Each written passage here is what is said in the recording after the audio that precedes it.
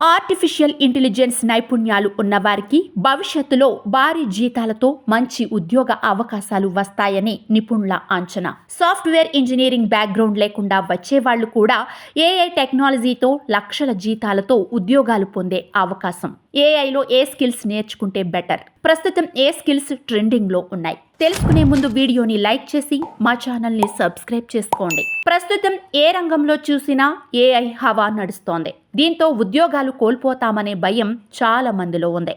అది అపోహే అంటున్నారు నిపుణులు. వచ్చే 5 ఏళ్లలో ఏఐ లక్షల ఉద్యోగాలు క్రియేట్ చేస్తుందంటున్నారు. సాంకేతిక పరిజ్ఞానాన్ని సద్వినియోగం చేసుకునే వారి కెరీర్కు ఎలాంటి డోకా లేదని సూచిస్తున్నారు. ఆర్టిఫిషియల్ ఇంటెలిజెన్స్తో ఉద్యోగాలు పోతాయని కొందరు వాదిస్తుంటే మరికొందరు మాత్రం ఇది కొత్త అవకాశాలు సృష్టిస్తుందని చెబుతున్నారు. ఏఐ నైపుణ్యాలు అందిపుచ్చుకుంటే మంచి ఉద్యోగ అవకాశాలు, భారీ జీతాలు అందుకోవచ్చని సూచిస్తున్నారు.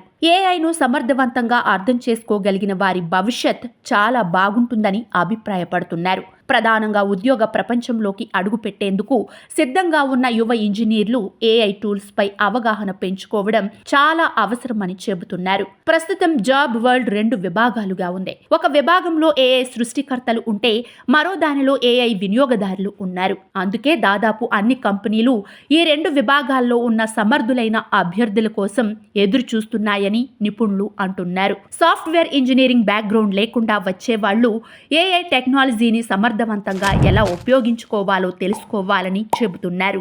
అప్పుడే తమ ఏఐ స్కిల్స్తో మరింత ఉత్పాదకతను పెంచగలుగుతారు. ఇంజనీరింగ్ బ్యాక్గ్రౌండ్ నుంచి వచ్చిన వారు ఏఐ సృష్టికర్తలుగా మారాలి. ఇందుకోసం తమ నైపుణ్యాలను ఎప్పటికప్పుడు పెంచుకుంటూ ఉండాలి.